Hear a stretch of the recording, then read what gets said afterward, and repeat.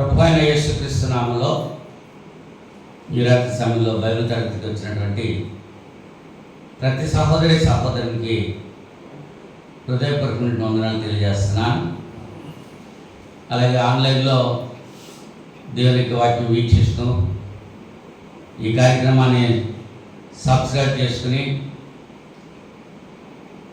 ఆశీర్వాదాలు పొందుతున్నటువంటి ప్రతి సహోదరికి కూడా చింతపల్లిలో ఉన్నటువంటి క్రీస్తాంగం తరపుగా వందనాలు తెలియజేస్తున్నా. అంత బాగున్నారు కదా? తుఫాన్ మీద తుఫాన్ వస్తుంది. నిన్నటి దినాన్ని తైవాన్లో పెద్ద టైఫూన్ వచ్చింది. మనందరికీ తెలుస్తున్నందు వార్తల ద్వారా అటువంటి విపత్కరమైన పరిస్థితులు మనకి లేవు. అందుని బట్టి దేవునికి కృతజ్ఞతాస్తుతులు సమర్పణ చేయాలి. అలాగే ఆయన సన్నిధిలో మనం భయంతో భక్తితో జీవించాలి. చిన్న ప్రార్థన చేసుకుని దేవునికి వాక్యం మనం ధ్యానం చేయడానికి ప్రయత్నం చేద్దాం. ప్రేమ స్వరూపుడైన మా పరలోకపు తండ్రి, మీ పరిశుద్ధమైన ఘనమైన ఉన్నతమైన శ్రేష్టమైన నామానికి స్తుతులు స్తోత్రాలు సమర్పణ చేస్తున్నాం. పరలోకపు తండ్రి, గతించిన శుక్రవారం నుంచి ఇంత పర్యంతము మీ మహాదయచేత కృపచేత నన్ను మమ్మల్ని సజీవ లెక్కలో ఉంచి సురక్షితంగా కాచి కాపాడు.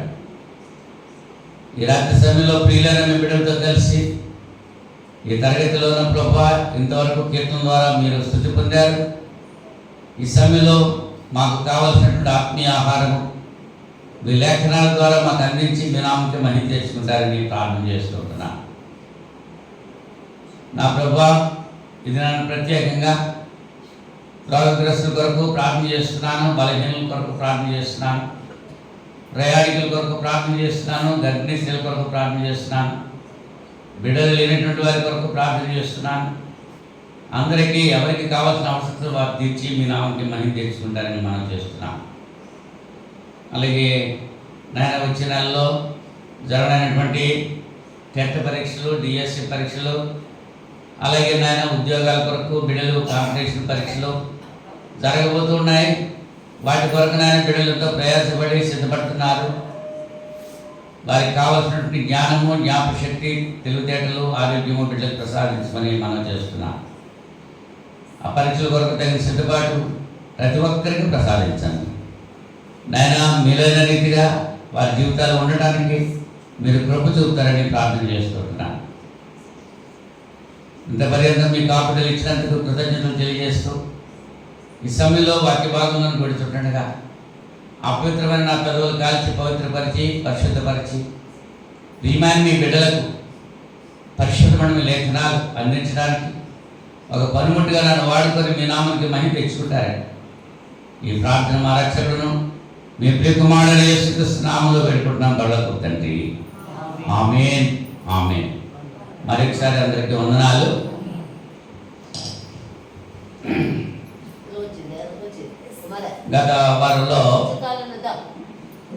గత వారంలో మనం ఏం నేర్చుకున్నాం?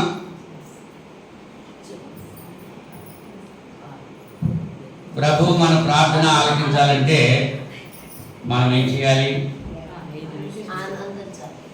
సంతోషించాలి, భక్తి కలిగి ఉండాలి, నీతిమంతుడిగా ఉండాలి, కనిపెట్టుకుని ఉండాలి, మొర్ర పెడుతూ ఉండాలి. 5 విషయాలు జ్ఞాపకం చేసుకోమని దాసుతో సహా చెప్పారు. మరి 5లో ఒకటైనా గుర్తుంచుకున్నాడా లేదా నాకు తెలియదు. మరి చింతాలకు ఎందుకు గుర్తున్నాయో మరి నాకు తెలియదు.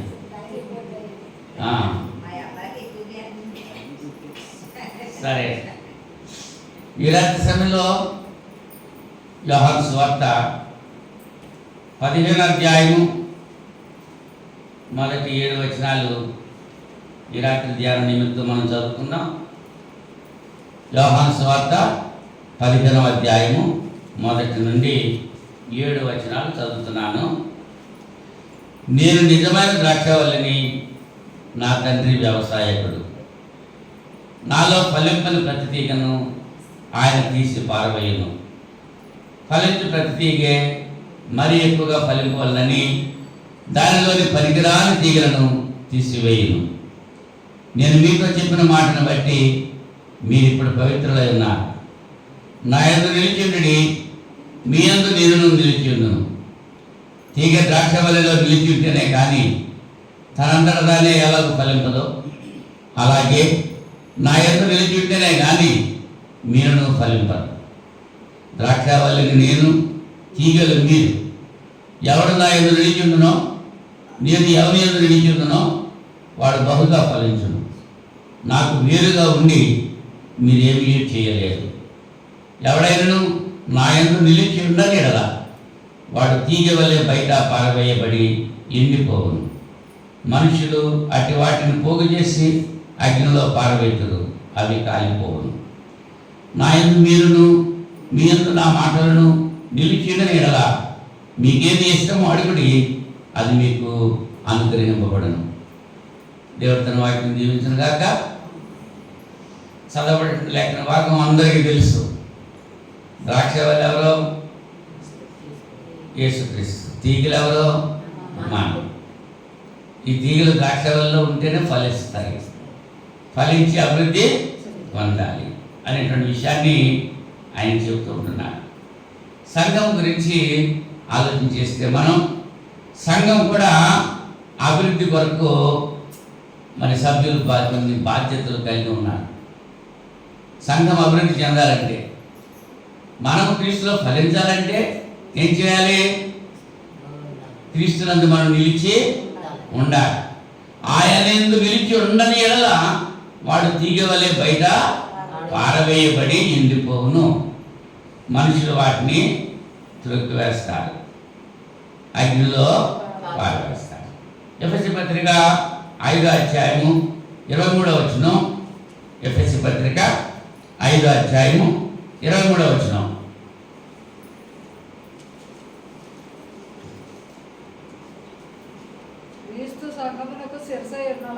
ఏమది? క్రీస్తు సంఘమునకు శిరస్సైనలాగున పురుషుడు భార్యకు శిరస్సై ఉన్నాడు. 25వ వచనం.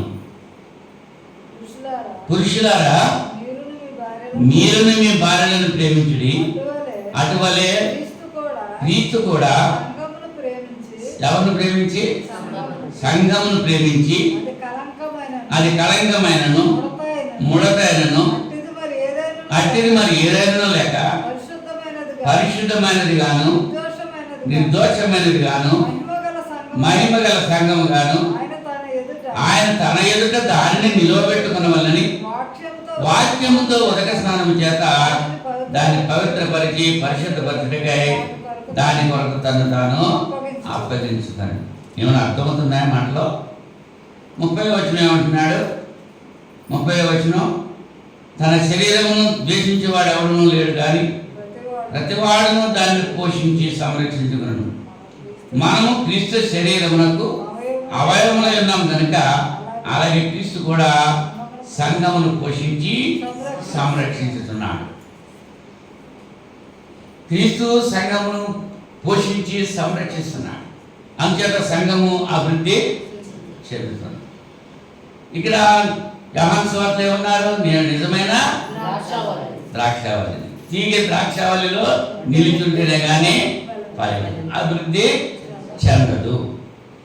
మన కుటుంబం అభివృద్ధి చెందాలంటే కుటుంబంలో ఉన్నటువంటి సభ్యులందరూ కూడా పనిచేయాలి. ఎవరో 5 ఉన్నారు సభ్యులు, 2 నిద్రపోతున్నారు, భోజనానికి మాత్రం వస్తారు, నిద్రపోతారు, తినేసి వెళ్ళిపోయి ఆ కుటుంబం ఎలా ఉంటుందంట? అభివృద్ధి చెందుతుందా? వీళ్ళు 3 కష్టపడి పట్టుకొస్తున్నారు, వాళ్ళిద్దరునేమో నిద్రతో కూర్చొని తినేస్తున్నారు. అభివృద్ధి చెందాలంటే ఏం చేయాలి? ఆ ఇద్దరు కూడా ఈ 3తో కలిసి పనిచేస్తాం. అలాగే సంఘం కూడా అభివృద్ధి చెందాలంటే సంఘంలో ఉన్నటువంటి సభ్యులందరూ కూడా సహకరించాలి. ఎవడో ఒక్కడో తప్పిపోయినా, పళ్ళన్నీ బాగానే ఉన్నాయి, ఒక పన్నే ఊడిపోయింది, ఏమంటారు? తోసుకోండి అంటారు. ఒక పనిగా పోయింది. అన్నీ ఉంటే మంచిగా. శరీరంలో అన్ని అవయవాలు బాగానే ఉన్నాయి. ఈ శరీరం బాగానే ఉంది. ఏ ఒక్క అవయవమో, ఏ కాలో, ఏ చెయ్యో, ఏ కన్నో, ఏ ముక్కో, ఏ చెవో ఏదో లోపించిందనుకో, అప్పుడు ఏమంటారు వాడిని? కన్ను లేకపోతే గుడ్డివాడు అంటారు, చెవి లేకపోతే చెవిటివాడు అంటాడు, కాళ్ళు లేకపోతే కుంటివాడు అంటాడు. ఫుల్ శరీరం కన్ను అవయవాలన్నీ పనిచేస్తూ ఉండాలి. పనిచేస్తూ ఉంటేనే ఆ శరీరం క్షేమంగా అభివృద్ధి చెందుతుంది. అలాగే సంఘం కూడా అభివృద్ధి చెందాలంటే సంఘ సభ్యులందరూ కూడా సహకరించాలి. సంఘాభివృద్ధికి సంఘ సభ్యులు ఏం చేయాలి అనేటువంటి విషయాన్ని ఈ రాత్రి సమయంలో మనం ఆలోచించేటానికి ప్రయత్నం చేద్దామా? సంఘము అభివృద్ధి చెందాలంటే సంఘ సభ్యులు ఏం చేయాలి? ఏం చేయాలి? ఎన్నో విషయాలు చెప్పను, 5 విషయాలే, 5 పాయింట్లు చెప్తాను. ఈ 5 పాయింట్లు మళ్ళీ రేపు నాకు అప్పచెప్పాలి. రేపు శుక్రవారం మళ్ళీ మీరు నాకు తిరిగి అప్పచెప్పాలి. అవునా? 5 పాయింట్. నెంబర్ 1, సంఘంతో కలిసి ఆరాధించాలి. Number 1 point. ఆరాధన మానకూడదు. సంఘ సభ్యులందరూ కూడా ఆరాధనలో రావాలి. మొట్టమొదటి ఒక పాయింట్ ఏంటిది? సంఘ సభ్యులు అందరూ రావాలా, కొందరు రావాలా? కుటుంబంలో ఒకళ్ళిద్దరు వచ్చే సరిపోద్దా ఏమా? కుటుంబం అంతా రావాలా? కుటుంబంలో ఒకరిద్దరు వస్తే సరిపోద్దా? ఆరాధనకి సంఘ సభ్యులందరూ కూడా ఎవరైతే బాప్తిజం పొందారో వాళ్ళంతా కూడా, ఆ కుటుంబం అంతా కూడా ఆదివారం ఆరాధనకి రావాలి. మొట్టమొదటి మిట్టరి. హెబ్రీ పత్రిక 10వ అధ్యాయము, హెబ్రీ పత్రిక 10వ అధ్యాయము 24వ వచనంలో మనం చూస్తే, కొందరు మానుకొనుచున్నట్టుగా సమాజంగా కూడటం మానక ఒకరినొకడు హెచ్చరించుచు ఆ దినము, ఏ దినము? ఆరాధన దినము సమీపించగా మీరు చూసిన కొలది మరి ఎక్కువగా అలాగ చేయొచ్చు. ప్రేమ చూపటకును సత్కార్యములు చేయటకును ఒకరినొకడు పురికొల్పాలని ఆలోచిస్తాం. ఇంకేంటంటే కొందరు మానుకొనుతున్నట్టుగా అన్నాడు. కొందరు మానేస్తున్నారు. హెబ్రీ సంఘంలో కొందరు మానేస్తున్నారు. ఆ దినాల్లో పౌలు గారు అంతే హెచ్చరిక చేస్తున్నాడు. ఎందుకు మానేస్తున్నారో ఏంటో మనకు తెలియదు, కానీ మానకూడదు. మానితే సంఘం అభివృద్ధి చెందడానికి అవకాశం ఉండదు. తా జడ్డ కోతి వనమెల్లా చరిచని, ఒక కోతి పాడైపోతే వనంలో ఉన్నటువంటి కోతులన్నీ పాడైపోతాయి. ఒక వ్యక్తి రావడం మానేశాడు అనుకో, వాడు రావట్లేదుగా నేను ఎలా పోతే నచ్చమంటే కదా. ఒక పన్ను కొడుతూ మొదలెట్టింది అనుకో, ఆ పక్క పన్ను కూడా ఊడిపోతుంది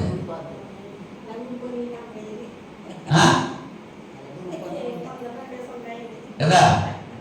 ఒక పన్ను కదిలింది తీశాడు, ఆ పక్క పన్ను కూడా. అలాగే సంఘంలో ఉన్నటువంటి వ్యక్తులు ఏ ఒక్కడు ఆరాధన మాని వేసినా సంఘం అభివృద్ధి చెందే అవకాశం ఉండదు. అంచేత సంఘము క్షేమంగా అభివృద్ధి చెందాలంటే సంఘంలో ఉన్నటువంటి బాప్తిజం పొందిన ప్రతి సభ్యుడు సభ్యురాలు కూడా మానకుండా ఆరాధనకి రావాలి. Number 1 point. అపొస్తలుల కార్యాలు 20వ అధ్యాయము 7వ వచనంలో, అపొస్తలుల కార్యాలు 20వ అధ్యాయం 7వ వచనంలో, ఆదివారమున మేము రొట్టె విరుచులకు కూడినప్పుడు అని ఉంది. ఆదివారం ఏం చేయాలంట? రొట్టె విరచాలి. ఆరాధనకు వచ్చి ఆరాధనలో రొట్టె విరవాలి. ఎప్పుడు విరవాలి? ఆదివారమున. ఆదిమ సంఘం అలాగే చేశారు. ఆదివారమున రొట్టె విరవాలి. అలాగే ఆదివారమున రొట్టె విరిచినటువంటి సంఘం ఏదైతే ఉందో అది అభివృద్ధి చెందుతుంది. ఆదివారం అంటే మరి కొంతమంది ఏ ఆదివారం అని అడుగుతారు. ఏ ఆదివారం ఉందా అక్కడ?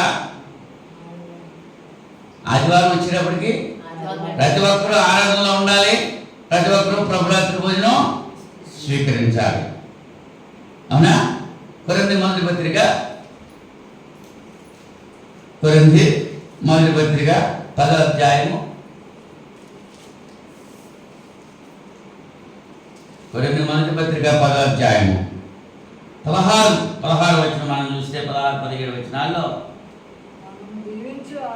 మనము దీవించు ఆశీర్వచనపు పాత్రలోనిది త్రాగుట క్రీస్తు రక్తంలో పాలు పుచ్చుకున్నట్టే కదా. మనము విరిచి రొట్టె తినట క్రీస్తు శరీరంలో పాలు పుచ్చుకుంటే కదా. మనమందరము ఆ ఒక్కటే రొట్టెలో పాలు పుచ్చుకుంటున్నాము. రొట్టె ఒక్కటే కనుక అనిమితమైన మనము ఒక్క శరీరమై ఉన్నాము. ఆ రొట్టెలో పాల్గొనాలి, ఆ ద్రాక్షారసంలో పాల్గొవాలి. అప్పుడే సంఘం అంతా కూడా క్షేమాభివృద్ధి చెందుతుంది. ఏ ఒక్కరు మానేసినా సంఘం యొక్క క్షేమాభివృద్ధి గుర్తుపడిపోతుంది. దమ్ బిర్యానీ చేసిందమ్మ, 7 పిల్లలు ఉన్నారు. 7 పిల్లలు, కుటుంబంలో 7 ఉన్నారు. ఆ 7 వచ్చి తింటేనే అమ్మకి సంతృప్త. ఒకటి ప్యాకెట్కి వెళ్ళాడంట, ఒకటి సినిమాకి వెళ్ళాడంట. ఆ ఇద్దరు లేరు, 5 ఉన్నారు. అమ్మ వండినటువంటి దమ్ బిర్యానీ ఈ 5 తిన్నారు, ఆ ఇద్దరు రాలేదు. అమ్మకి సంతృప్తి ఉంటుందా? నేనంత కష్టపడి వండాను, నా బిడ్డలు తింటానికి రాలేదు, ఒకటి ప్యాకెట్కి వెళ్ళిపోయాడంట, ఒక సినిమాకి వెళ్ళిపోయాడంట అని తల్లి ఎంత బాధపడుతుంది? వాళ్ళిద్దరూ వచ్చి మళ్ళా తినే వరకు ఆ తల్లికి సంతృప్తి ఉండదు. ఉంటుందా? మరి 7 కలిసి ఒకసారి తింటే ఎలా ఉంటుంది? వాళ్ళిద్దరూ సెపరేట్గా సినిమాకి వెళ్ళినాడేమో సీక్రెట్గా తిన్నాడంట, ఆ ప్యాకెట్కి వెళ్ళినాడేమో పడుకుని లేచేది తిన్నాడంట. మరి ప్యాకెట్లోకి వెళ్తే నిద్ర వచ్చేసింది, పడుకుని తిన్నాక లేచాక ఒక తిన్నాడంట. సంతోషమైన అమ్మకి. ఆదివారం ఆరాధనలో ఒక రొట్టెలోనిది, ఒక పాత్రలోనిది స్వీకరించే మనము సంఘము క్షేమంగా అభివృద్ధి చెందే అవకాశం ఉండదు. అలాగా చేయకపోతే సంఘ అభివృద్ధి జరగదు అనేటువంటి విషయాన్ని లేఖనాలు తెలియజేస్తున్నాయి. 11వ అధ్యాయము, కొరింథీ మొదటి పత్రికలోనే 11వ అధ్యాయము 18వ వచనంలో మొదటి సంగతి ఏమనగా, మీరు సంఘమందు కూడి ఉన్నప్పుడు మీలో కక్షలు గలవని వినుతున్నాను. కొంతమందికి ఇది నిజమని నమ్ముతున్నాను. ఏమున్నాయంట? వాళ్ళంటే వేలకెట్టదు, వేలంటే వాళ్ళకెట్టదు, కక్షలు, కార్పణ్యాలు. సంఘంలో ఉంటే క్షేమాభివృద్ధి చెందదు. సంఘంలో ప్రతి సహోదరి సహోదరుడు ఐక్యత కలిగి, ప్రేమ కలిగి ఎలా ఉండాలి? సమాధానంతో ఉండాలి, కక్షలు లేకుండా ఉండాలి. ప్రేమ కలిగి సత్యం చెబుతూ అన్ని విషయాల్లో యేసుక్రీస్తు వలె మనం ఎదగడానికి ప్రయత్నం చేయాలి తప్ప, అలా కాకుండా వస్తారు, ఆరాధనకి కూర్చుంటారు, వాళ్ళతో వీళ్ళు మాట్లాడరు, వీళ్ళతో వాళ్ళు మాట్లాడరు, ఎవరి పనాలే చూసి వెళ్ళిపోతూ ఉంటారు. మరి సంఘం క్షేమాభివృద్ధి చెందుతుందా? ఐక్యత ఉందా? ఆదిమ సంఘం అలాగే ఉన్నాడా? వారు ఏక మనస్కులై ఉన్నారు అని అపొస్తలుల కార్యాలు 2వ అధ్యాయంలో మనం చూస్తున్నాం. అపొస్తలుల కార్యాలు 2వ అధ్యాయంలో వారు ఏక మనస్కులై ఉన్నారు. ఎలా ఉన్నారు? వాళ్ళంతా కలిసి ఏక మనస్సు కలిగి ఉన్నారు, ఏక తాత్పర్యం కలిగి ఉన్నారు, ఏక అభిప్రాయం కలిగి ఉన్నారు, ఏక ఉద్దేశం కలిగి ఉన్నారు. సంఘం అంతా ఏక అభిప్రాయం కలిగి ఉన్నారు. అందరూ కూడా ఒకే సమయానికి వచ్చేవారు. అవునా? ఆరాధన అంటే ఏమిటి? అర్థం లేకుండా మరి జీవిస్తున్నారు చాలామంది. సొంత పనుల్లో విశ్వాసులు పాడైపోతున్నారు. దేవుని యొక్క పని ప్రక్కన పెట్టేస్తున్నారు. యెహోవా కార్యమును అశ్రద్ధగా చేయవాడు ఎవడో వాడి శాపగ్రస్తుడని 8 గ్రంథంలో మనం చూస్తున్నాం. దేవుని పని శ్రద్ధగా చేయాలి అంటే ఆరాధనలోనే కనపడుతుంది అన్నమాట. ఇవాళ ఆరాధనలో ఎంతమంది వస్తున్నారు? ఎంతమంది మానేస్తున్నారు? మానే కారణాలు ఏంటి? మానటం వల్ల వాళ్ళకి ఏం బెనిఫిట్ వస్తుంది? రావచ్చు భౌతికంగా, కానీ ఆధ్యాత్మికంగా వాడు నాశనానికి వెళ్ళిపోతున్నారు, సాతానికి లోబడిపోతున్నారు. కనుక పిల్లరా, సంఘము క్షేమాభివృద్ధి చెందాలి అంటే సభ్యుల యొక్క బాధ్యతల్లో మొట్టమొదటి ఏంటన్నమాట, ఏంటి?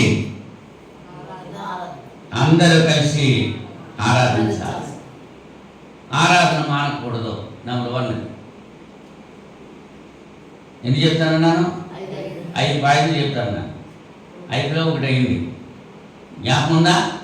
మొదటి పాయింట్ ఏంటమ్మా అని చెప్పా? అందరూ ఆరాధన మానకూడదు. అవునా? సంఘంతో కలిసి, సంఘమంతా కలిసి ఆరాధించాలి. అది గుర్తుంటుందా? రైట్. 2వ దానికి వెళ్తున్నాం. ప్రతి ఒక్కరూ సంఘానికి లోబడాలి, సంఘం యొక్క కార్యక్రమాలకు లోబడాలి, సంఘం యొక్క కట్టుబాట్లకు లోబడాలి. సంఘం ఒక విషయాన్ని చెప్పినప్పుడు అలాగా అందరూ చేయాలి, అందరూ చేయాలి. మత్తయి సువార్త 18వ అధ్యాయము,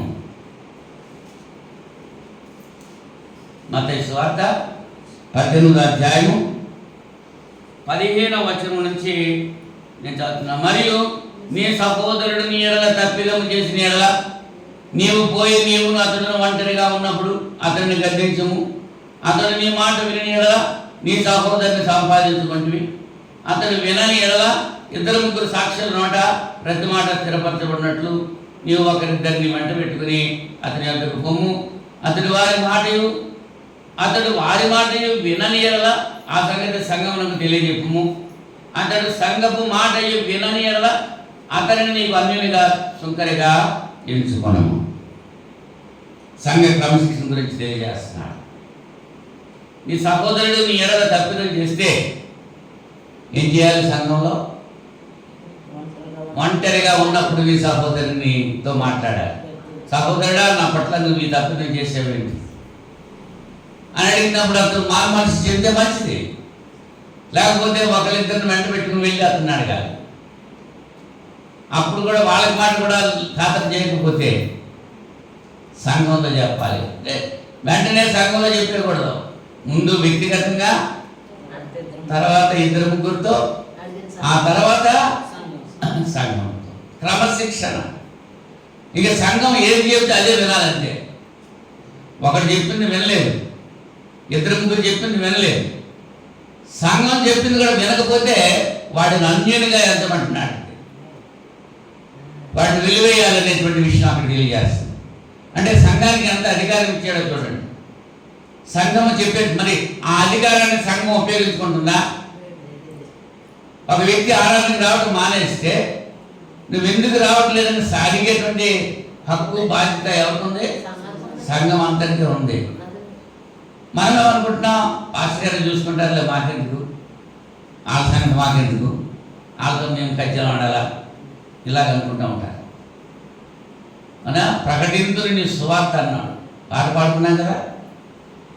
ఎవరెవరు లోకులు హింసలు పెట్టినా, అన్నదమ్ములు విడిచిపెట్టినా, అవునా, సువార్త ప్రకటన చేయటం సంఘం మానడానికి వీల్లేదు. మానేసేటువంటి వారిని హెచ్చరించాల్సినటువంటి బాధ్యత సంఘానికి ఉంది. 15వ అధ్యాయంలో అపొస్తలుల కార్యాలు 15వ అధ్యాయంలో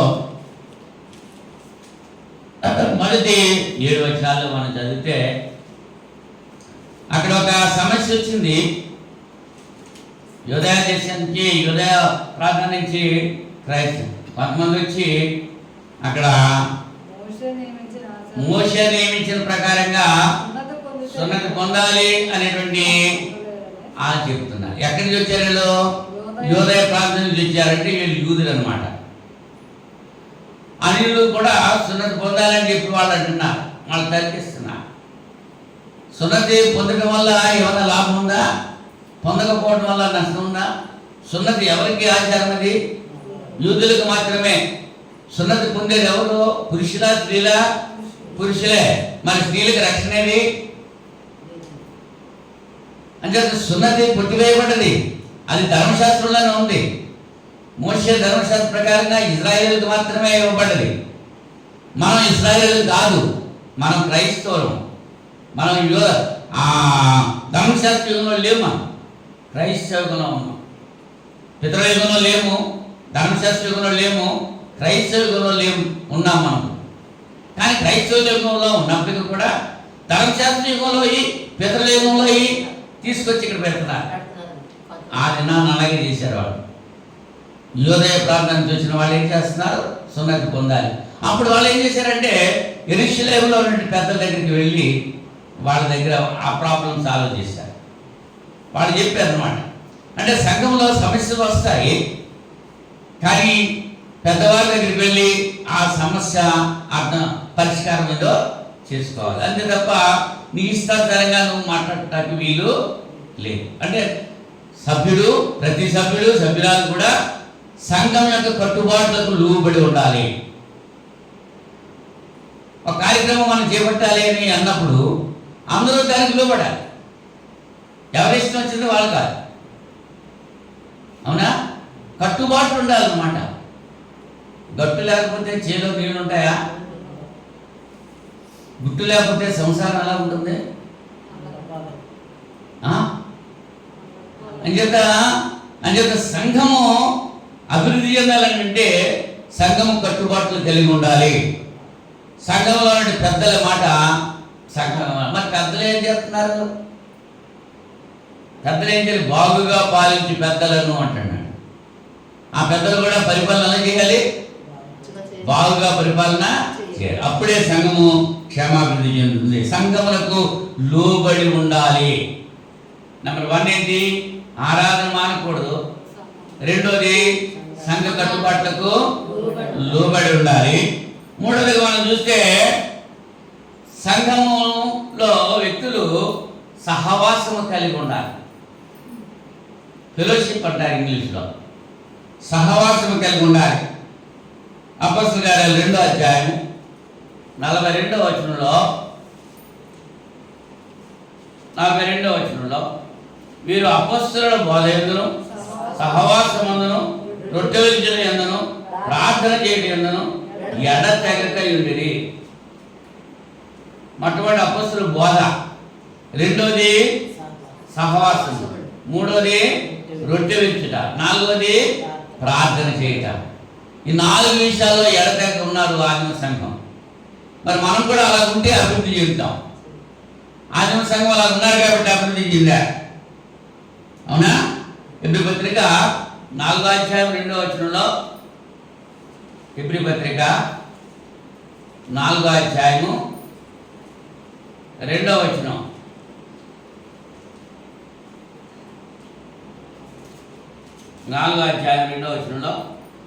వారికి ప్రకటింపబడినట్లు మనకు సువార్త ప్రకటింపబడిన, కానీ వారు వినిన వారితో విశ్వాసం గలవారై కలిసి ఉండలేదు కనుక విన్న వాక్యం వారికి నిష్ప్రయోజనమైనది ఆయన.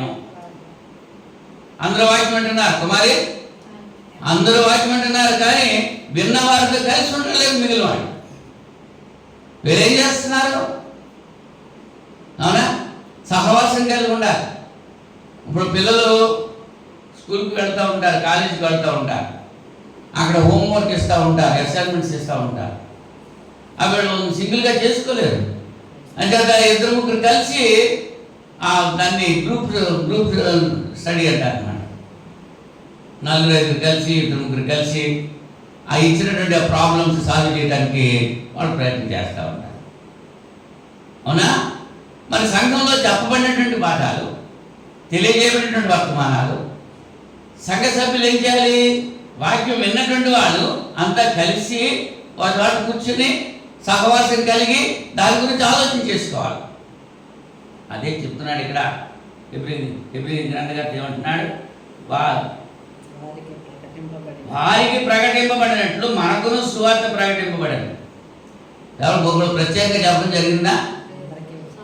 మరి చక్కగా మరి వెంకమ్మ ఉన్నదంటే వాళ్ళ దగ్గర వీళ్ళ దగ్గర దేవుని యొక్క వర్తమానం చెప్పకుండా ఉండలేదు. మరి వెంకమ్మను విడిచిపెట్టేసి ఆమెకు ప్రత్యేకంగా వర్తమానం ఏం చెప్తున్నామా? అందరికీ స్వార్థ ఒకటే చెప్తుంది. క్లాస్ రూమ్లో కూడా మ్యాథ్స్ సార్ అందరికీ ఒకటే పాఠం చెప్తాడా, లేకపోతే కొందరు కొట్టి చెప్తాడు? పరీక్ష పేపర్ ఒకటే ఇస్తారా లేదా ఒకరికి ఒక్కొక్క పేపర్ ఇస్తారా? మరి మార్కులు ఎందుకు తేడా వస్తాయి? వాళ్ళు క్యాలిబర్, వాళ్ళు వినాలి, వాళ్ళు వినడాన్ని బట్టి ఉంటారు. సంఘంలో చెప్పేటువంటి దేవుని యొక్క మాటలు శ్రద్ధగా విన్న వాళ్ళకి ఏం చేస్తారు? విన్న వాళ్ళకి చెప్పేటువంటి అవకాశం ఉంటుంది. సహవాసం కలిగి ఉండాలి. సహవాసం కలిగి ఉంటే మొన్న శుక్రవారం నేను రాలేదు, చెల్లి మరి ఏం చెప్పారు పాస్టర్ గారు ఒక అక్క అడుగుతుంది. చెల్లి చెప్పాలి కదా, ఆ ఆసక్తి ఉంటే. సీరియల్ కరెంట్ పోయింది, సీరియల్ రాలేదు, ఆ సీరియల్ ఏమైందక్క అది అడుగుతూ ఉంటారు. మరి దేవునికి వాక్యం ఏం చెప్పారో పాస్టర్ గారు అన్నది ఆలోచన ఉందా? 5 విషయాలుగా చెప్పాను గత శుక్రవారం. ఎంతమందికి గుర్తున్నాయి? లేకపోవడం గల కారణం ఏంటి? అక్కడ చెప్తుంది చెప్పినట్టు విడిచిపెట్టి వెళ్ళిపోతున్నారంటే గడప దాటిన తర్వాత దేవుని వాక్యం అక్కర్లేదు.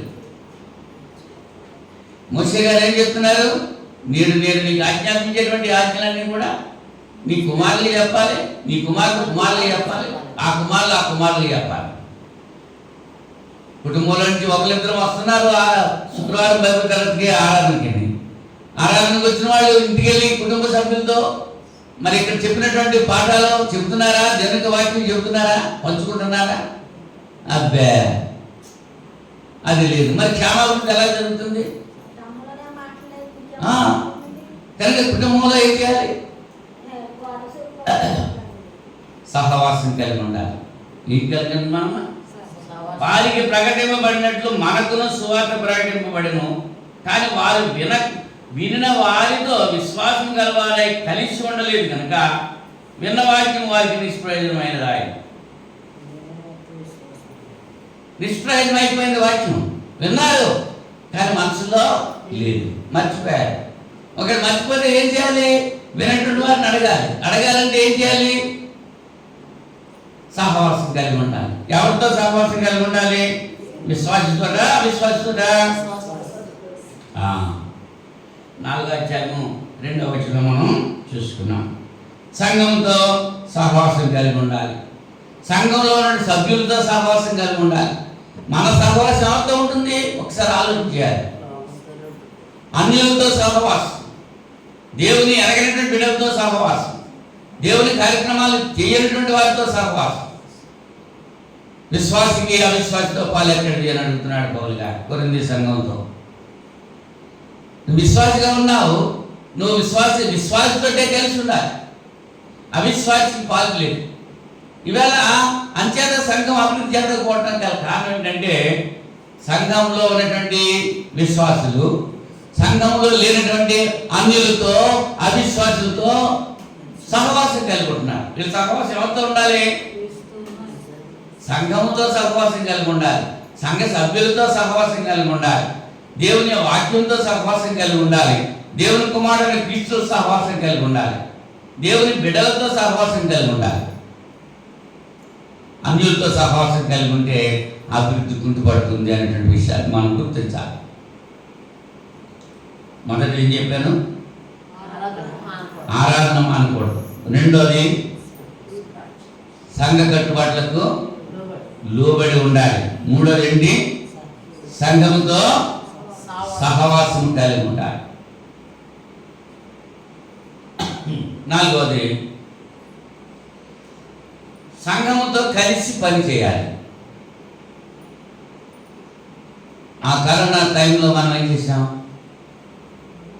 కూరగాయలు మన గ్రామానికి మన ప్రక్క గ్రామానికి కూడా సంఘం అందరూ మరి కొనుక్కొచ్చిన వాళ్ళు కొంతమంది వెళ్ళారు, ఆ పట్టుకొచ్చారు, వాటిని మళ్ళీ పొట్లాలు కట్టారు, అవునా? మళ్ళీ వాటిని డిస్ట్రిబ్యూట్ చేయడానికి టాటా ఏసీ తీసుకొచ్చారు. అందరూ కలిసి పని చేశారు. అది ఎవరి పని? నీ ఇంట్లో పని, నా ఇంట్లో పని, సంఘం యొక్క పని. అది సంఘం పనిలో అందరూ కూడా పాల్గొవాలి. కొంతమంది పని చేస్తుంటే కొంతమంది కబుర్లు చెప్పుకుంటా కూర్చుంటారు. వాళ్ళకి వేస్తున్నారు కదా మనకి తెలియదు, పక్కకి వెళ్ళిపోయి మాట్లాడుకుంటూ ఉంటారు కొంతమంది. అలాగైతే అభివృద్ధి చెందుతుందా? అలా పక్కకి వెళ్ళిపోతున్నాడు అండి ఎవడో, ఈ పని చేసి కూడా చూస్తాడండి, ఆడు వెళ్ళిపోయాడుగా పక్కకే నేనెందుకు వెళ్ళకూడదని ఈడిగిపోతాను. అందరూ కలిసి పనిచేయాలి, కలిసి కట్టుగా పనిచేయాలి. సంఘం యొక్క కార్యక్రమాలు ఉంటాయి, మరి భోజనాల కార్యక్రమం ఎలా చేస్తున్నారు? మన వాళ్ళు ఏమైపోయారు? దిగజారిపోయినారు అంతే. భోజనాలు కొనుక్కుని తెచ్చుకోవాల్సిన పరిస్థితి వస్తుంది. పాత్రలు కొన్నారు, చక్కగా ప్లేట్లు కొన్నారు, మరి అన్నీ ఉన్నాయి. వండుతాకి ఏం వస్తున్నారా ముందుకి? కారణం ఏంటి? అలా స్టోర్లో పడి ఆ వర్షం వచ్చి అవన్నీ తడిసిపోయి ఏమైపోతున్నాయంటే మచ్చలు అయిపోయి పాడైపోతున్నాయి సామాన్. దానికి ఎవరు చూస్తున్నారా? మా మేస్టరే చూసుకోవాలంతే. లేకపోతే ఎప్పుడైనా దాచిస్తే సహకరిస్తాడు, బంగారు దాచును దగ్గరగా ఉంటాయి. మిగిలిన ఎవరైనా వచ్చి ఆ కొన్నవాళ్ళు నేను కొన్నారు వెళ్ళకుండా పాత్రను చూసుకున్న రోజు ఉంటా. అసలు ఎన్ని పాత్రలు కొన్నారు? ఎవరు కొనమన్నారు? నేను కొనమన్నానా? ఆ కంటే ఉన్నాడు, స్టవ్ కొన్నాడు. ఆ స్టవ్ ఇప్పుడు ఎవరైనా తీసి బాగా చేశారా? వెలుగుతుందో ఉపయోగిస్తున్నారా? ఎవరు కొనమన్నారు? మీకు ఆలోచన కలిగి మీ అంతకు మీరు చేశారు, మరి వాటిని ఏం చేయాలి? ఉపయోగించుకోవాలి. అవునా? వాళ్ళు ఎత్తుకుంటున్నారు, వేరే ఎత్తుకుంటున్నారు, మనం ఎత్తుకోవట్లేదు అని అనుకుంటా ఎవరు పెడతారు?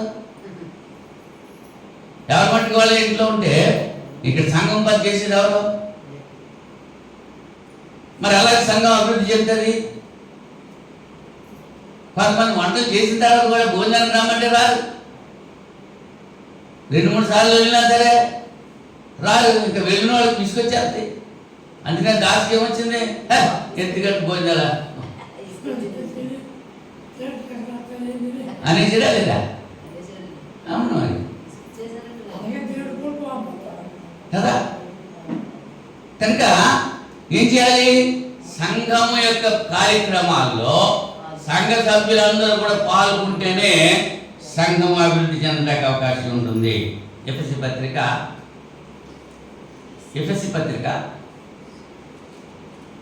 4వ అధ్యాయం, ఎఫెసీ పత్రిక 4వ అధ్యాయం 16వ వచనంలో ఆయన శిరస్సై ఉన్నాడు, ఆయన నుండి సర్వశరీరము చక్కగా అమర్చబడి తనలో ఉన్న ప్రతి అవయవము తన తన పరిమాణము చొప్పున పనిచేస్తుండగా ప్రతి కీలు వలన కలిగిన బలము చేత అద్దుకబడి ప్రేమ యందు తనకు క్షమాభివృద్ధి కలిగినట్లు శరీరంలో అభివృద్ధి కలిగి చేసుకున్నది. ఆయన శిరస్సు అయి ఉన్నాడు. ఎవరి శిరస్సు? ఎవరికి శిరస్సు? సంఘానికి. సంఘానికి శిరస్సు క్రీస్తు అయి ఉన్నాడు. ఆయన శిరస్సు అయి ఉన్నాడు. ఆయన నుండి అంటే శిరస్సు నుంచి సర్వ శరీరానికి చక్కగా అమర్చబడి తనలో ఉన్నటువంటి ప్రతి అవయవము తన పరిమాణం చొప్పున పని చేయుచుండగా, చెయ్యి చేయాల్సిన పని చెయ్యి, కాలు చేయాల్సిన పని కాలు, కన్ను చేయాల్సిన పని కన్ను, ముక్కు చేయాల్సిన పని ముక్కు, చెవి చేయాల్సిన పని చెవి, అలాగ చేస్తా ఉంటే సంఘం అనేటువంటి శరీరము క్షమాభివృద్ధి చెందుతుంది. ఆయన శిరస్సు అయి ఉన్నాడు. శిరస్సు శరీరాన్ని ఏం చేయాలి? నడిపించాలి. నడిపిస్తుందమ్మా? చెయ్యి దాని ఇష్టాంతరంగా వెళ్ళిపోద్దా? దానికి ఆజ్ఞ రావాలి. ఎక్కడి నుంచి? శిరస్సు ఆజ్ఞ రావాలి. అవునా? దాని అంతరాది పని చేయదు. మనం నడుస్తున్నాం, కాళ్ళలో ములుగుచ్చుకుంది. ఇలా చెప్పులు లేకుండా వెళ్ళేవాడు అవ్వట్లేదు. అయినా చెప్పులున్నా సరే మరి కొన్ని అటువంటిప్పుడు ఆ ముళ్ళు దిగింది ఎక్కడ? అరికాల్లో దిగింది. ఎవరు వచ్చి తీయాలి? చేయొచ్చి తీయాలి. ఎవరు చూడాలి? కన్ను చూడాలి. కన్ను చూడాలి, చెయ్యి తీయాలి. అప్పుడు కాళ్ళు ఉన్నట్టు ముళ్ళు రావాలి. కన్ను నేను చూడను, చెయ్యి నేను తీయను అని అలాగంటే ఆ ముళ్ళు ఎక్కడ ఉంటుంది? కాళ్ళలో ఉంటుంది. కాళ్ళలో ఉంటే కాలుకి ఎలా బాధ? శరీరం అందరికీ బాగుందా లేదా? సంఘములో సభ్యులంతా కూడా క్రీస్తు యొక్క శరీరంలో అవయవాలు. క్రీస్తు యొక్క శరీరంలో అవయవాలు. ఏ అవయవానికి నిర్ణయింపబడిన పని ఆ అవయవం చేస్తూ ఉండాలి. కన్ను పని కన్నే చేయాలి తప్ప ముక్కు చేయకూడదు. ముక్కు పని ముక్కే చేయాలి తప్ప నోరు చేయకూడదు. అవునా? చెవి పని చెవే చేయాలి తప్ప చెయ్యి చేయకూడదు. ఏ అవయవానికి అప్పగింపబడిన పని ఆ అవయవమే చేయాలి. అలాగే సంఘంలో సభ్యులు ఎవరి సామర్థ్యం చెప్పుకున్న వాళ్ళు పని చేయాలి. కొంతమంది పాటలు పాడతారు, కొంతమంది వాక్యం చదువుతారు, కొంతమంది ప్రసంగం చేస్తారు, కొంతమంది పరిచయం చేస్తారు. అవునా? కొంతమంది శుభ్రం చేస్తారు. శుభ్రం చేసే తలంతు కొంతమందికి ఉంటుంది. కొంతమంది ఆ సంగతుల్ని రండి టైం అయిపోయింది రండి అని పిలుచుకొస్తూ ఉంటారు. కొంతమంది ఎవరి తలాంతు వాళ్ళు ఉపయోగిస్తూ ఉంటారు. అప్పుడే సంఘం క్షేమాభివృద్ధి చెందుతుంది. పౌలు గారు అదే చెప్తూ ఉంటున్నాడు. కొరింథీ మొదటి పత్రిక 12వ అధ్యాయము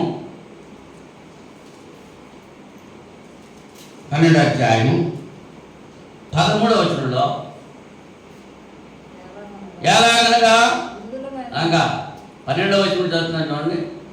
ఎలాగూ శరీరం ఏకమైనను అనేకమైన అవయవములు కలిగి ఉన్నవు, ఎలాగూ శరీరము యొక్క అవయవములన్నీ అనేకములైనను ఒక్క శరీరమై ఉన్నవు, అలాగే క్రీస్తు ఉన్నాడు. ఎలాగనగా యూదులమైనను గ్రీసు దేశస్థులమైనను దాసులమైనను స్వతంత్రులమైనను మనమందరము ఒక్క శరీరంలోనికి ఒక్క ఆత్మ యందే బాప్తిస్మం పొందితిమి. మనమందరము ఒక్క ఆత్మను పానము చేసిన వారమైతిమి. శరీరం ఒక్కటే అవయవముగా ఉండక అనేకమైన అవయములుగా ఉన్నది. నేను చెయ్యి కాను కనుక శరీరంలోని దాని కాను అని పాదము చెప్పినంత మాత్రమున శరీరంలోనిది కాకపోలేదు. మరియు నేను కన్ను కాను కనుక శరీరంలోని దాని కానుని చెవి చెప్పినంత మాత్రమున శరీరంలోనిది కాకపోలేదు. శరీరం అంతయు కన్నే అయితే వినుడి ఎక్కడ? అంతయు వినుడి అయితే వాసన చూసేది ఎక్కడ? అయితే దేవుడు అవయవంలో ప్రతిదాన్ని తన చిత్త ప్రకారం శరీరంలో ఉంచాడు. అవన్నీ ఒక్క అవయవం అయితే శరీరం ఎక్కడ? అవయవం అనేకములైన శరీరం ఒక్కటే. కనుక కన్ను చేతితో నీవు నాకు అక్కర్లేదని చెప్పజాలు, తల పాదములతో మీరు నాకు అక్కర్లేదని చెప్పజాలు. తల పాదాలతో నీవు అక్కర్లేదంటే ఎక్కడ? తల కళ్ళకి జోడు ఎక్కడ పెట్టుకుంటాం అమ్మా? జోడితే ఎవరికి అవసరం? కళ్ళకి అవసరం. మా చింత కళ్ళజోడు పెట్టుకొచ్చాడు. ఎందుకు పెట్టుకున్నాడు కళ్ళజోడు? నేను కళ్ళజోడు పెట్టుకున్నాను. కళ్ళకి అవసరమా, చెవికి అవసరం, ముక్కుకి అవసరమా? కళ్ళజోడు దేనికి అవసరం ఏమ్మా? కళ్ళికనా? మరి కళ్ళుగా ఉంచుకో, నాకెందుకు అని చెవి పడతాయి అనుకో. చెవి ఈ చెవులు రెండు కూడా అబ్బాయి ఈ కళ్ళజోడు నేను ఉండొద్దు, నాకు అక్కర్లేదండి అని. ముక్కు కూడాను ఇదిగో ఇక్కడ ఆగిపోతుంది, మచ్చడిపోతుంది, ఈ మచ్చ నాకు వద్దు, ఈ కళ్ళజోడు నాకు వద్దు అని చెవులు ముక్కు కూడా రిజెక్ట్ చేసేసి అనుకో. అప్పుడు కళ్ళజోడు పెట్టుకుంటాక అవకాశం ఉండదా?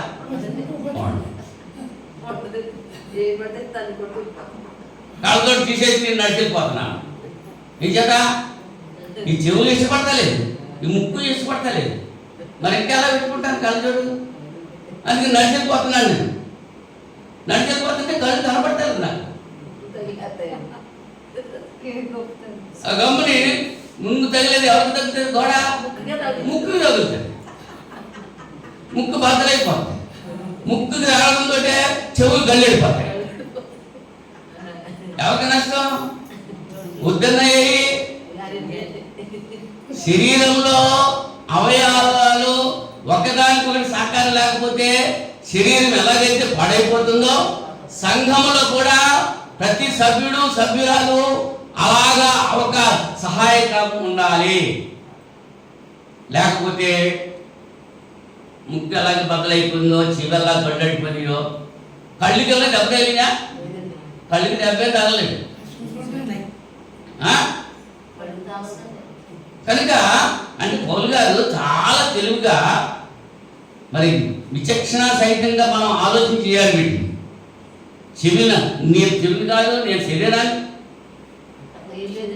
నేను శరీరంలో భాగం కాదు అని చెవంటే సరిపోద్దా? అలాగే సంఘంలో సభ్యులందరూ కూడా ఐక్యత కలిగి ఉండాలి. నాకేం సంబంధం లేదు, నేనేం చేయను, ఇది నా పని కాదు అని ఎవరి మట్టికి వాళ్ళు వెళ్ళిపోయారు అనుకో. ఏమా కుమారి,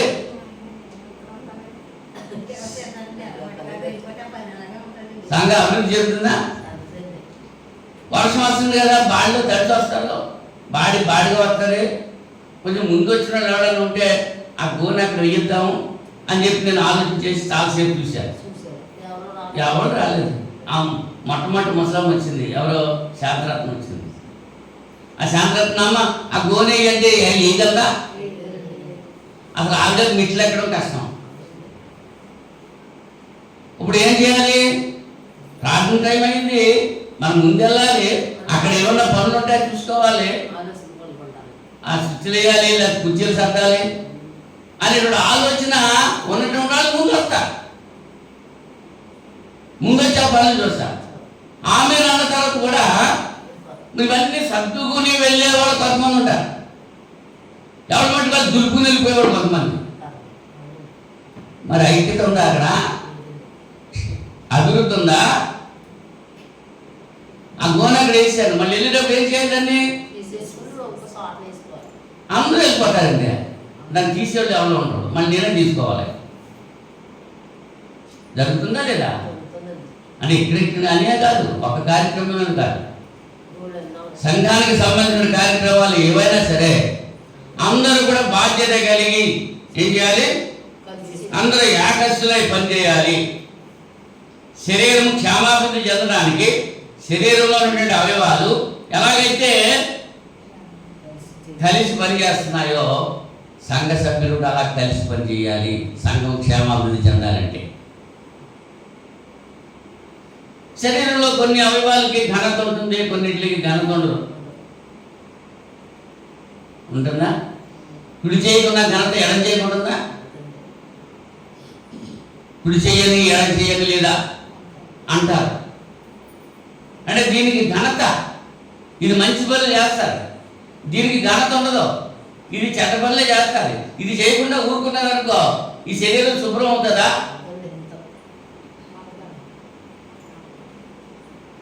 సమాజంలో అనేకులు పనులు చేస్తూ ఉంటారు. మరి స్కావెంజర్స్ ఏం చేస్తూ ఉంటారు? శుభ్రం చేస్తూ ఉంటారు. వాళ్ళు స్ట్రైక్ చేశారనుకో వీధులన్నీ ఏమైపోతాయి? మరి వాళ్ళు నీచంగా మనం చూడాలా? ఇక్కడ ఏం చెప్తున్నాడు తెలుసా? 22వ వచనంలో,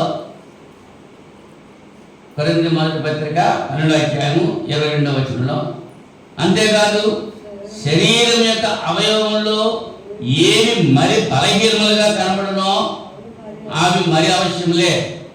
శరీరములో ఏ అవయవములు ఘనత లేనివని తలంతుమో ఆ అవయవములను మరి ఎక్కువగా ఘనత పరుచుచున్నాము.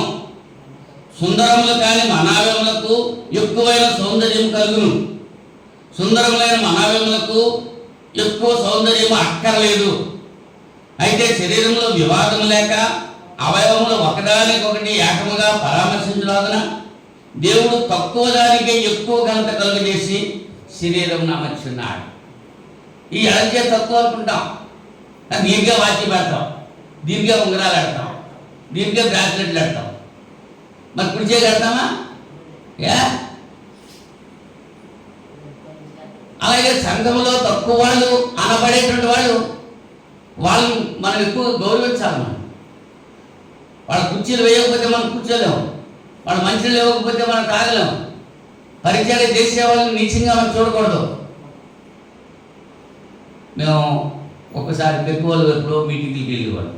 3 రోజులు 4 రోజులు మీటింగ్కి వెళ్తూ ఉంటే రాత్రులు అక్కడే ఉండాల్సి వచ్చేది. అక్కడే ఉన్నప్పుడు ఒక ఆయన వచ్చి రాత్రి పడుకున్నప్పుడు ఒక చెంబు ఒక గ్లాసు పట్టుకొచ్చి అయితే మంచిలు తాగుతారా అని అందరి దగ్గరికి వచ్చి అడిగేవాడు. పరిచయం చేయి. అతనికి చదువు రాదు, పాటలు పాడలేడు, వాక్యం చెప్పలేడు, ప్రార్థన చేయలేడు. అతను చేయగలిగిందంటే పరిచయం చేస్తున్నాడు అంతే. సంఘంలో ప్రతి ఒక్కరు అలా ఉండాలి. ఎవరి పని వాళ్ళు చేయాలి.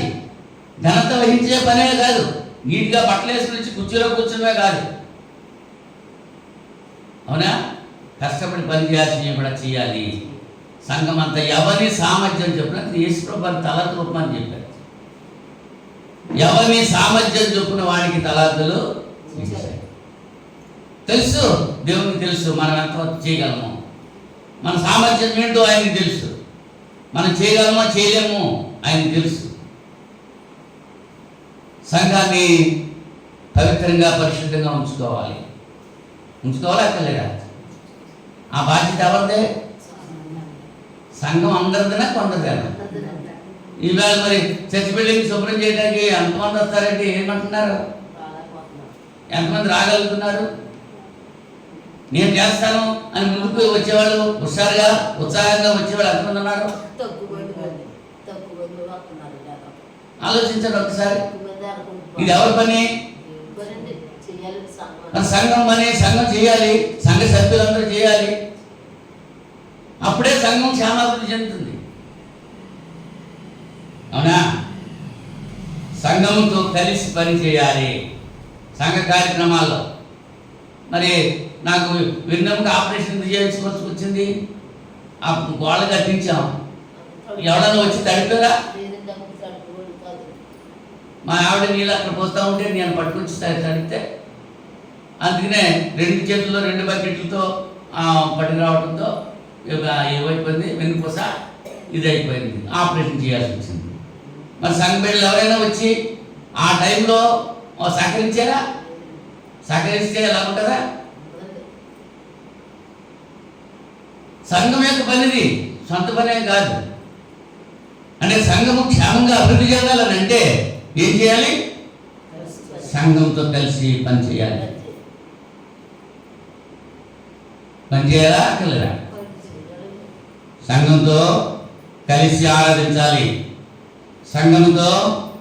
సంఘానికి లోబడి ఉండాలి, సంఘం యొక్క కట్టుబాట్లకు లోబడి ఉండాలి, సంఘంతో సహవాసం కలిగి ఉండాలి, సంఘంతో కలిసి పని చేయాలి. ఎన్ని చెప్పారు? 4. మళ్ళీ 3 అంటుంది. 4ఏనా? 5వది చెప్తున్నా. 4 వచ్చేసినాయా? 4 వచ్చేసినాయా? రైట్. అయితే 5వ దానికి వస్తున్నాను. ఇది చాలా కష్టమైన పని. ఏం చేయాలంట? అపొస్తలుల కార్యాలు 8వ అధ్యాయం, అపొస్తలుల కార్యాలు 8వ అధ్యాయం మొదటి 4 వచనాల్లో,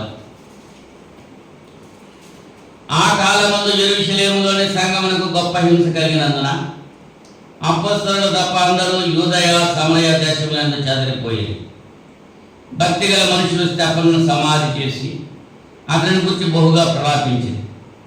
సౌలైతే ఇంటింటా వచ్చి పురుషులను స్త్రీలను ఈడ్చుకొని పోయి చెరసాలలో వేయించి సంఘమును పాడు చేయించి ఉన్నాడు. కాబట్టి చెదరిపోయిన వారు సువార్త వాక్యమును ప్రకటించుచు సంచారం చేసిరి. చెదిరిపోయిన వాళ్ళు ఏం చేస్తున్నారు? పాట మాత్రం పాడేస్తాం, ప్రకటింతును పాడేస్తాం. ఇక్కడ ఏం జరిగింది ఏంటంటే, ఆ కాలంలో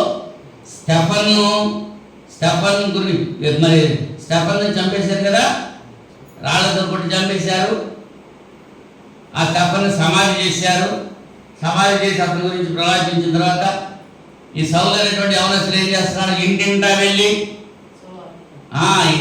ఏం చేస్తున్నాడు? పురుషుల్ని స్త్రీలను ఈడ్చుకొచ్చి చెరసాలలో వేయించి సంఘాన్ని పాడు చేసేస్తున్నాడు, సంఘాన్ని హింసపడుతున్నాడు.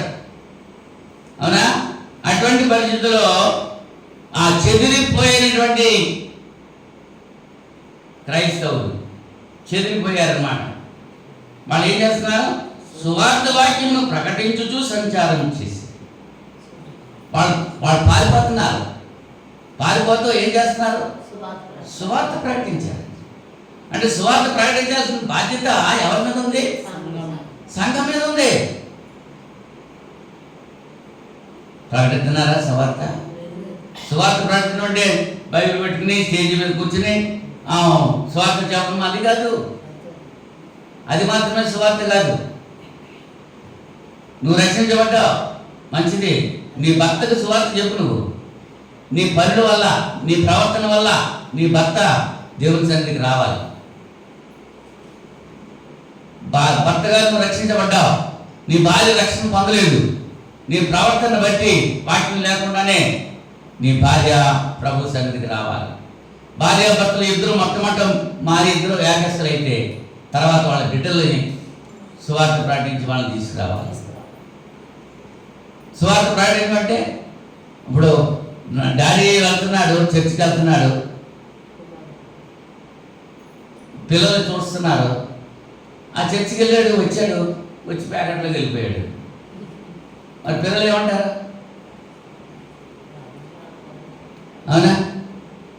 తండ్రులు ఏం చేస్తున్నారో పిల్లలు అయ్యే చేస్తూ ఉంటారు. నీ బిడ్డలకు మాదిరికరంగా ఉండాలి. నువ్వు విశ్వసింపబడ్డావు, నువ్వు విశ్వసించావు, రక్షించబడ్డావు. నీ భార్యకు మాదిరికరంగానే ఉండాలి. నువ్వు ప్రార్థనకు వచ్చేస్తావు, ఆదివారం వచ్చేస్తావు, నీ భార్య రాజు ఇంటి దగ్గర ఉంటుంది. నువ్వు ఇంటికి వెళ్తుంటే భోజనం పెట్టలేదు, ఆ కూరలో కొంచెం ఉప్పు ఎక్కువైంది, చెడబడే కొట్టేసావు. నువ్వు ప్రార్థనకు వచ్చి సుఖం ఏంటి? నీ భార్య మారుతుందా? నీ ప్రవర్తన వల్ల భార్య మారాలి. అలాగే భార్యగా నువ్వు విశ్వసించావు, ఆరాధనకు వస్తున్నావు, మంచిది. నీ భర్త విశ్వసించలేదు, ఇంటి దగ్గర ఉన్నాడు, నువ్వు ఇంటికి అనుకోండి ఏం చేయాలి?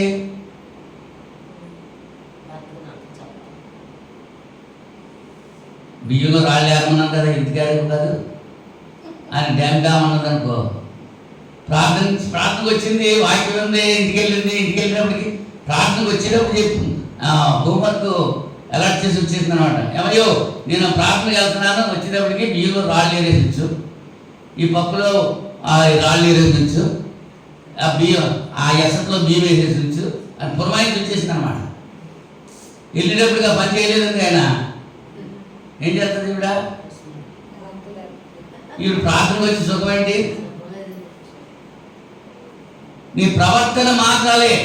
అదే పేతురుగా చెబుతున్నాడు, ఓ స్త్రీ నీ భర్త మార్పు చెందడానికి వాక్యం అక్కర్లేదు, నీ ప్రవర్తన కావాలి.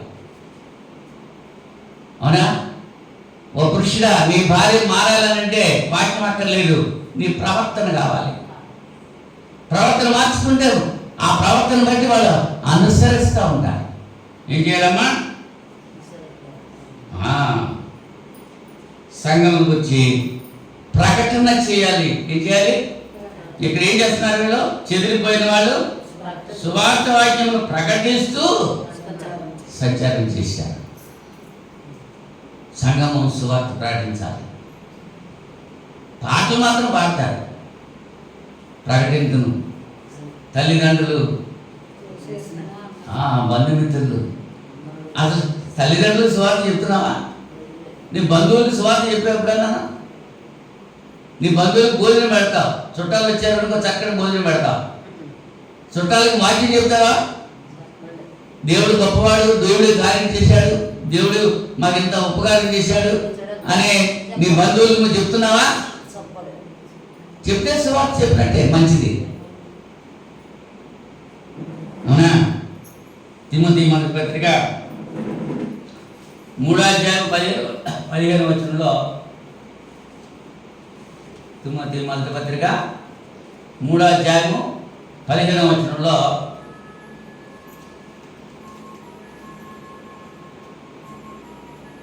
దేవుని మందిరములో అనగా జీవము గల దేవుని సంఘములో జనులు ఎలాగో ప్రవర్తించాలను సంగతులు మీకు రాయచున్నాను. ఆ సంఘము సత్యమునకు స్తంభమును ఆధారమున ఉన్నది. సంఘం ఏం చేయాలి? సత్యానికి స్తంభంగా ఉండాలి. మనకు స్తంభం ఉంది మధ్యలో, మన చర్చి బిల్డింగ్లో మధ్యలో స్తంభం ఉంది. ఆ స్తంభం తీసేస్తే ఈ బిల్డింగ్ ఉంటుందా? ఉండదు కదా. మరి సత్యానికి సంఘము స్తంభంగా ఉండాలి, ఆధారంగా ఉండాలి. సంఘము ద్వారా దేవునికి జ్ఞానాన్ని లోకానికి వెళ్ళండి చేయాలి. లోకమంతా మనం వెళ్ళక్కర్లేదు. ఇక మా రెండోరెడ్డి గారు జోసెఫ్ రాజు గారు, ఆయన బృందం ఎక్కడికి వెళ్ళారమ్మా? బొంబాయి వెళ్ళారు వాళ్ళు కొంతమంది. బొంబాయి వెళ్ళిపోయి బొంబాయిలో పక్కన మారుమూల గ్రామాల్లో సువార్త ప్రకటించడానికి వెళ్ళారు. మనం నిన్న ఇవాళ ప్రకటిస్తారు, రేపు కూడా ప్రకటిస్తారు. ఆ శనివారం మళ్ళీ అక్కడి నుంచి బయలుదేరి ఎక్కడి నుంచి బొంబాయి వెళ్ళారు. సువార్త వినటువంటి వాళ్ళకి సువార్త ప్రకటించాలి. ఇక్కడ సువార్త తెలిసిన వాళ్ళకి మన మీటింగ్లు పెడుతున్నారు. ఎవరు వస్తున్నారు మీటింగ్లుగా? మీటింగ్లు ఎవరు వస్తున్నారు? అన్యులు వస్తున్నారా? క్రైస్తవులే కదా వచ్చేవాళ్ళు. ఆ సంఘానికి ఈ సంఘానికి వచ్చేసి భోజనాలు మాత్రం తినేసి అబ్బా ఏం భోజనాలు ఇచ్చారండి. మరి ఏ వాక్యం చెప్పారు చెప్తున్నారా? ఏ సహోదరుడు ఏ టాపిక్ గురించి మాట్లాడాడని ఒక్కరు చెప్పగలరా? ఆ సాంబార్లో ఉప్పు ఎక్కువైందనో, ఆ చికెన్ కూరలో అది ముడిసే పట్టారను, ఆ వడ్డించేవాడు చూడు నాకు ముడిసే వేసాడు, దానికి మెత్తలు మొక్కలు వేసాడు. అక్కడ చెప్పుకునే మాటలే. దేవుని రాజ్యం అంటే భోజనం పానం కాదు, మనుషుడు రొట్టె వల్ల కాదు, దేవుని నోటి నుండి వచ్చే ప్రతి మాట వలన జీవిస్తారు. ఆ మాటే కావాలి. ఇక్కడ తిమోతి గారు ఏం చెప్తున్నాడు? తిమోతి గారితో పౌలు గారు ఏం చెప్తున్నాడు? ఆ సంఘము సత్యమునకు స్తంభమును ఆధారం. ఎప్పుడైతే స్తంభంగా ఆధారంగా ఉందో ఆ సంఘం క్షేమాభివృద్ధి చెందుతారు.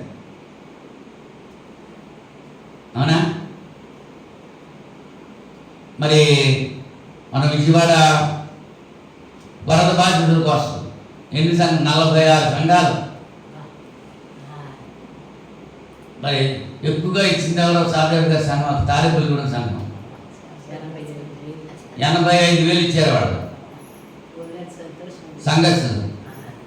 మనోళ్ళు 11 మంది ఇచ్చారు, 1700 ఇచ్చారు. ఒక్క ఆవిడ 1000 రూపాయలు ఇచ్చింది. ఎంత గొప్పగా ఇచ్చేసాను చూసారా? మరి సంఘంలో మిగిలిన లేరా? ఐక్యత ఉందా? సమాధానం ఉందా? సహవాసం ఉందా? దేవునికి ఇచ్చేటువంటి విషయంలో దేవుని దగ్గర పొందడం కోసమేనా? దేవునికి ఇవ్వడం అక్కర్లేదా? ఆపదలో ఉన్నవాళ్ళు మాసితోని ఆ సంఘస్థులు ధనవంతులని ఇవ్వలేదు. వాళ్ళు పేదవాళ్ళు అయ్యింది కూడా. వాళ్ళ లేవర్కులో నుంచి యెరూషలేములో ఉన్నటువంటి వారికి సహాయం చేశారు. ఆ బీరాల ఉండిపోయింది. అవునా? మరి కుమారి మేనల్లుడు అంట, మరి ఎవరు నాకు తెలియదు. మరి అతను కూడా పట్టుకొచ్చి వాళ్ళ మేనల్ తీర్చాడు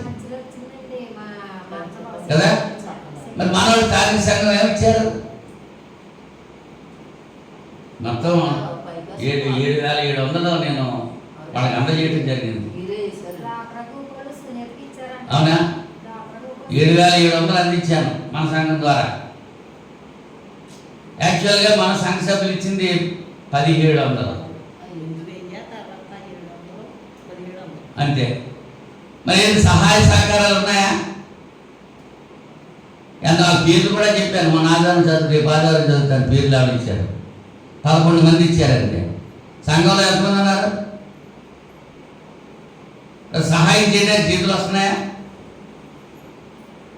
ఆలోచించండి ఒకసారి. ఇంకేంటంటే సంఘము సత్యమునకు స్తంభము ఆధారమై ఉంది. మరి 1,700 మీ దగ్గర నుంచి వస్తే మిగిలిన ఎలా ఇచ్చాను? నేను 7,700 ఇచ్చాను. అంటే సేవకుడిగా నాకు పనిష్మెంటా? సంఘ సభ్యులంతా కూడా పార్టిసిపేట్ చేయాలి, అందరూ పాల్గొనాలి, అందరూ పంచుకోవాలి. ఇది నాది బాధ్యత అని ప్రతి ఒక్కరు కూడా ఫీల్ అవ్వాలి. అప్పుడే సంఘం క్షేమంగా అభివృద్ధి చెందుతాయి. ఎన్ని విషయాలు చెప్పాను? 5 చెప్పేశాను. ఏంటో మీరు చెప్తే నేను వదిలిపెట్టేస్తాను. మొట్టమొదటి ఏం చెప్పండి? సంఘంతో కలిసి ఆరాధించాలి. రెండోది సంఘ కట్టుబాట్లకు లోబడి ఉండాలి. మూడోది సంఘంతో సహవాసం కలిగి ఉండాలి. నేనే చెప్పేస్తున్నాను, మీరు చెప్పట్లేదు. సావాసంతో ఉండాలి. 4వది సంఘంతో కలిసి పనిచేయాలి. 5వది సంఘం గురించి ప్రకటన చేయాలి. ఎక్కడ ప్రకటన చేయాలి? గ్రామంలో. మనం ఎక్కడ తిరిగితే అక్కడ పరిగెట్టిన అల్లకల్లా సంచి బైబిల్ సంచిలో పెట్టి ఉదాహరణ తగిలించుకుని వెళ్ళి సువార్త ప్రకటించక్కర్లా. నువ్వు ఎక్కడికి వెళ్తే అక్కడ క్రీస్తుని గురించి ప్రకటించు, దేవుని గురించి ప్రకటించు. అదే సువార్త. అవునా? మేకలు వేపుకుంటే సువార్త చెప్పేస్తుంది మేకమ్మ.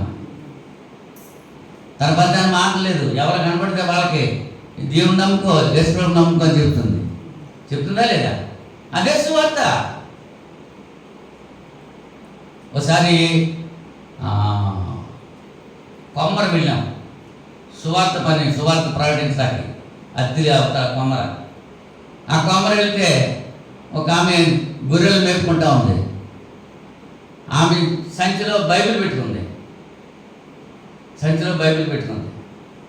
ఆమె గొర్రెలు మేపుకుంటుంది.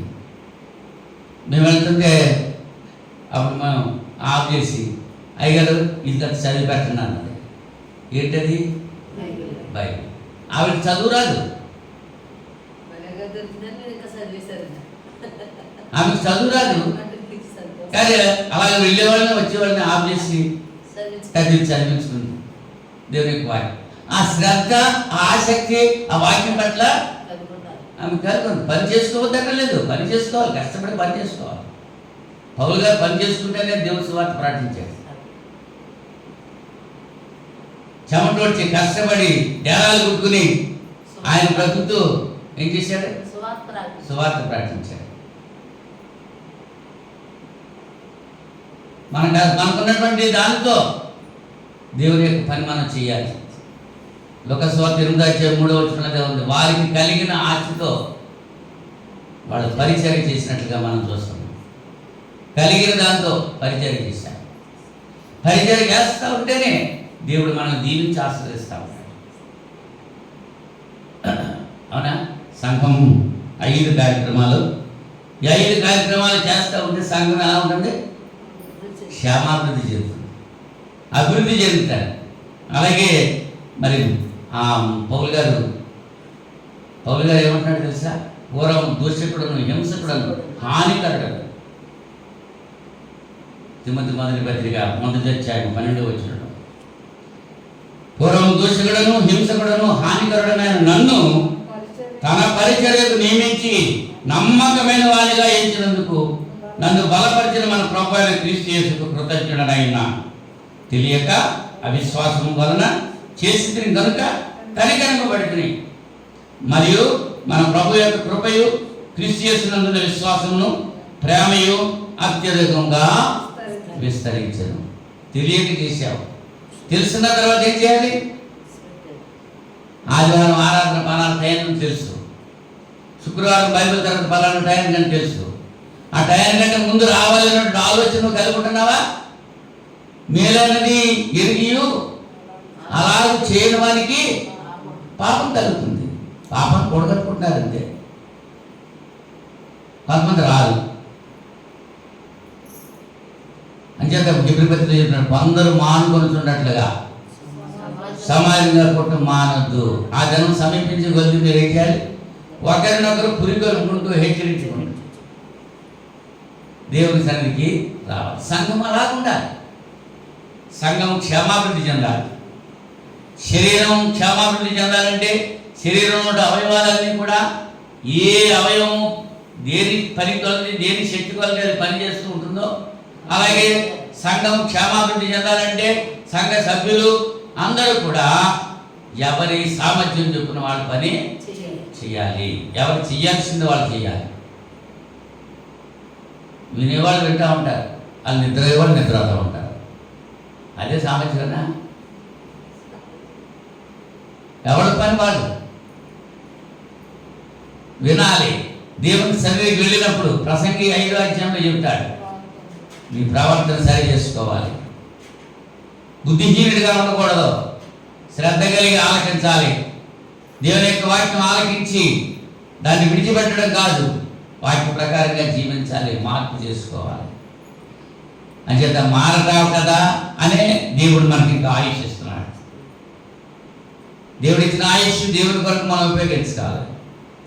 కనుక ప్రియ సహోదరి సహోదరులారా, వాక్యం వింటున్నటువంటి అందరికీ కూడా వందనాలు తెలియజేసేది ఏంటంటే, మీ స్థానిక సంఘాల్లో మీ పాత్రను మీరు శ్రద్ధగా పోషిస్తూ సంఘంతో సహకరించి సంఘం యొక్క క్షేమాభివృద్ధి వరకు పాటుపడి క్రీస్తు యొక్క శరీరం ఎలాగైతే క్షేమాభివృద్ధి చెందాలో అనేటువంటి ఆలోచనతో క్రీస్తు యొక్క శరీరంలో ఒక అవయవంగా మీ పాత్ర మీరు ప్లే చేస్తూ సంఘం యొక్క క్షేమాభివృద్ధి కొరకు మరి పాటుపడతారని ప్రేమతో తెలియజేస్తూ ముగిస్తూ ఉంటున్నాను.